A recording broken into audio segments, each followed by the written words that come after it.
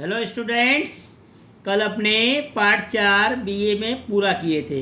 आज अपने पार्ट 5 की शुरुआत करेंगे। पार्ट 4 के प्रश्न उत्तर तुमने अपने नोटबुक में कर लिए होंगे और नहीं किए हो तो पूरा करना है, उसको कर लेना कंप्लीट। देखो बच्चों, पार्ट 5 धंधाकीय व्यवस्था के स्वरूप भाग 1 forms of business organization part 1 को आज अपने प्रारंभ करेंगे। देखो बच्चों, प्राचीन अवस्था में मनुष्य की मुख्य 3 आवश्यकताएं थी: रोटी, कपड़ा और मकान, यानी भोजन, कपड़ा और आवास की। आज वर्तमान समय में समय के साथ साथ मानवीय आवश्यकताओं में वृद्धि होती गई है। अनेक प्रकार की विभिन्नता या विविधता देखने को मिली।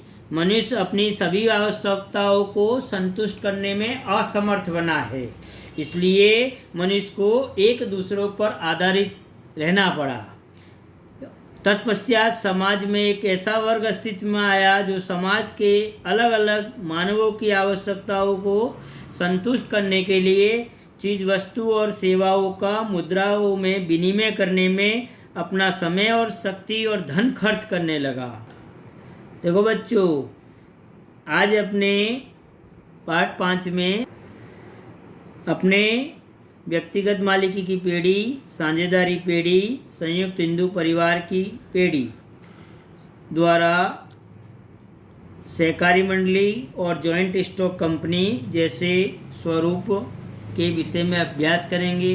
आज अपने व्यक्तिगत मालिकी की पीढ़ी किसे कहते हैं और उसके लक्षणों के विषय में चर्चा करेंगे। व्यक्तिगत मालिकी की पीढ़ी अर्थात कि ऐसी पीढ़ी कि जिसका स्वरूप है कि जिसकी मालिकी, संचालन और अंकुश रखने की सत्ता कोई एक ही व्यक्ति के हाथ में हो, तो उसे अपने व्यक्तिगत मालिकी की पीढ़ी या एकाकी पीढ़ी के नाम से जानते हैं। अर्थात कि जिसकी मालिकी, संचालन और अंकुश कोई एक ही व्यक्ति के हस्तगत होता है, इसलिए उसे अपने व्यक्तिगत मालिकी की पीढ़ी कहते हैं। व्यक्तिगत मालिकी की पीढ़ी में लुइस हेनरिना के मतानुसार एकाकी व्यापार या व्यापार व्यवस्था का एक ऐसा स्वरूप है कि जिसके शिखर पर एक ही व्यक्ति विराजमान होता है, जो स्वयं उत्तरदायी है और धंधा के कार्यों को करने के लिए निर्देश करता है, अकेले ही निष्फलता के जोखिमों को उठाता है। इस प्रकार परिभाषा पर से समझा जा सकता है कि एकाकी व्यापारी या व्यक्तिगत मालिकी अकेला ही समग्र रूप से जिम्मेदार या उत्तरदायी माना जाता है। संपूर्ण व्यापार और मार्गदर्शन के अंतर्गत वह कार्य करता है। व्यापार को अकेला ही चलाता है, अकेला ही हानि को सहन करता है, अकेला ही लाभ भी प्राप्त करता है। और कंपनी व्यक्तिगत मालिकी की पीढ़ी दिवालिया हो तो उसका जोखिम भी अपने सिर पर ले लेता है। इस व्याख्या पर से हम कह सकते हैं कि व्यक्तिगत मालिकी की पीढ़ी की जिम्मेदारी कोई एक ही व्यक्ति के हस्तगत होती है। देखो बच्चों, अब अपने व्यक्तिगत मालिकी की पीढ़ी के लक्षणों में अभ्यास करेंगे। पहला लक्षण है स्थापना की सरलता। व्यक्तिगत मालिकी की पीढ़ी की स्थापना विधि बिल्कुल ही सरल। इस प्रकार की पीढ़ी घर के आंगन में भी खोली जा सकती है, इसलिए इसे एकाकी व्यापारी पीढ़ी के नाम से जानते। कोई भी विशेष कानूनी विधियों का पालन नहीं करना पड़ता।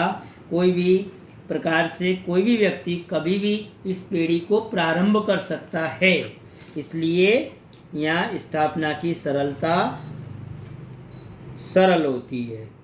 दूसरा बच्चों लक्षण है इसका पूंजी।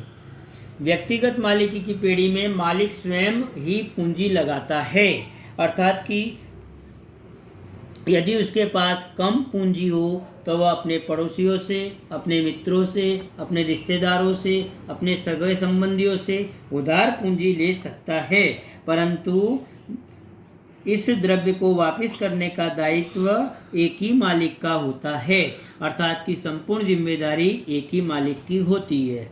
तीसरा लक्षण है बच्चों व्यवस्था शक्ति। अब देखो, व्यक्तिगत मालिक स्वयं ही धंधा का स्थापक होता है, स्वयं ही धंधा का व्यवस्थापक होता है। सामान्य रूप से मालिक स्वयं ही क्रय विक्रय, वसूली हिसाबी कामकाज और अन्य व्यवस्थाओं को संभालता है। वह स्वयं ही धंधा का मालिक है और स्वयं ही संचालक है। आवश्यकता हो तो परिवार के अन्य कोई सदस्यों को, अपने संबंधियों को, अपने रिश्तेदारों को, अपने पड़ोसियों को वेतन पर कार्य करने के लिए रख सकता है, परंतु अंतिम जिम्मेदारी एक ही मालिक की होती है, अर्थात कि व्यवस्था शक्ति एक ही व्यक्ति करता है।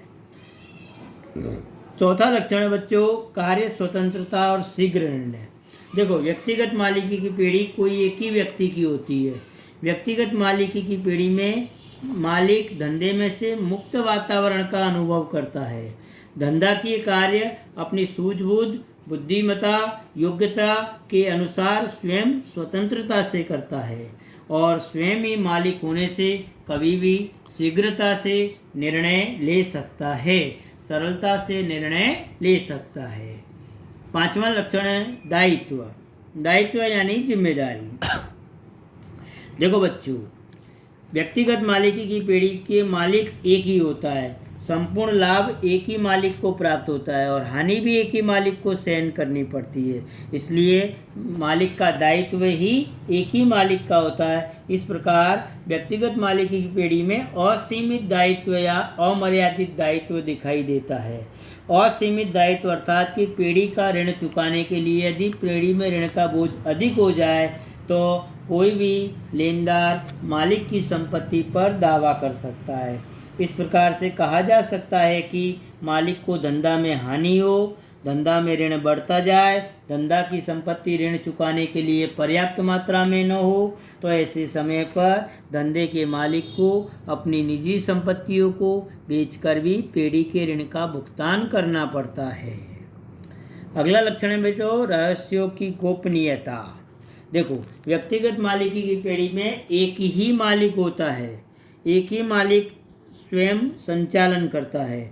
इसलिए व्यक्तिगत मालिकी की पीढ़ी में व्यापारी अपने धंधे का एकमात्र मालिक होने से वह रहस्यों को गोपनीय रख सकता है, किसी को बताने की उसको आवश्यकता नहीं होती।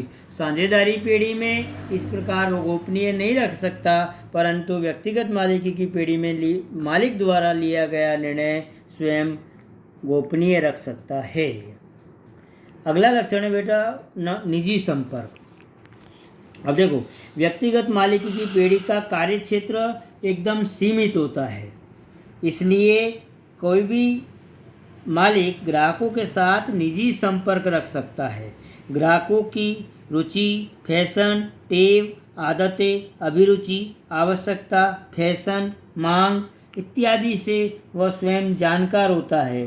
इसलिए ग्राहकों को इस प्रकार की उनकी आवश्यकताओं की पूर्ति करके ग्राहकों को संतोष दे सकता है। ऐसे भी कहते हैं, ग्राहक नो संतोष एज हमारो मुद्रा लेख छे। ऐसा कहा गया है कि ग्राहक का संतोष यही हमारी एक प्रकार की मुद्रा है, यही एक प्रकार की संपत्ति है। इसमें लिखा नहीं है। अगला, मालिकी और संचालन में एक रूपता। देखो बच्चों, 8वां लक्षण मालिकी और संचालन में एक रूपता। व्यक्तिगत मालिकी की पीढ़ी में मालिक स्वयं एक ही होता है, एक ही मालिक होता है और वही संचालन करने का अधिकार रखता है। इसलिए मालिकी और संचालन में एक रूपता देखने को मिलती है, जबकि अन्य धंधाकीय संस्थाओं में मालिक और संचालन दोनों अलग अलग दिखाई देते हैं, परंतु व्यक्तिगत मालिकी की पीढ़ी का व्यवसाय एक ऐसा व्यवसाय है जिसमें मालिकी और संचालन में एक रूपता दिखाई देती है।